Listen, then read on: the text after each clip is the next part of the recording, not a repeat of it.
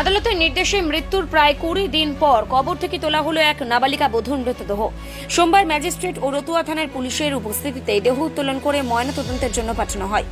ঘটনাটি মালদার রতুয়া থানা এলাকার একটি গ্রামের। পরিবার সূত্রে জানা গেছে, প্রায় 16 বছরের এক কিশোরী পাশের গ্রামের এক যুবকের সঙ্গে পালিয়ে গিয়ে বিয়ে করে। মৃতার মায়ের অভিযোগ, বিয়ের পর থেকে 1 লক্ষ টাকা যৌতুকের জন্য তার মেয়ের উপর চাপ সৃষ্টি করছিল। স্বামী ও শ্বশুর বাড়ির সদস্যরা অর্থের দাবি পূরণ করতে না পারায় মেয়েটির উপর নিয়মিত শারীরিক ও মানসিক নির্যাতন চালানো হতো বলেও অভিযোগ। এমনকি স্বামীর প্ররোচনায় দাদা শ্বশুরের সঙ্গে শারীরিক সম্পর্ক স্থাপনের জন্য চাপ দেওয়া হচ্ছিল বলেও দাবি পরিবারের। অভিযোগ, গত 18 মে আবারও 1 লক্ষ টাকা দাবি করা হয়। টাকা না দিলে মেয়েকে ধর্ষণ করে খুন করা হবে বলেও হুমকি দেওয়া হয় মৃতার মায়ের দাবি। আর এর কিছুক্ষণ পরে ফোনে খবর আসে তার মেয়ে মারা গিয়েছে।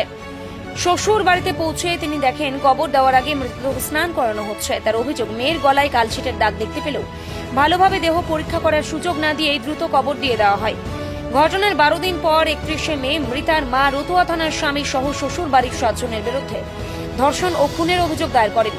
অভিযোগের ভিত্তিতে পুলিশ মৃতার দাদা শ্বশুরকে গ্রেপ্তার করে চাঁচল মহকুমা আদালতে পেশ করে।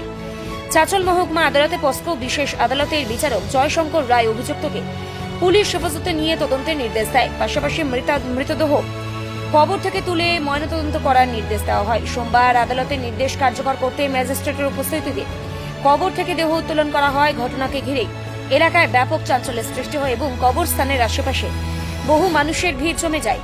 অপ্রীতিকর পরিস্থিতি এড়াতে এলাকায় অতিরিক্ত পুলিশ মোতায়েন করা হয়। মৃত্যুর কারণ আত্মহত্যা, খুন নাকি অন্য কোনো ঘটনা তা নিয়ে ধোঁয়াশা রয়েছে। ময়নাতদন্তের রিপোর্ট হাতে পাওয়ার পরেই মৃত্যুর প্রকৃত কারণ সম্পর্কে স্পষ্ট ধারণা পাওয়া যাবে বলে পুলিশ সূত্রে জানা গিয়েছে।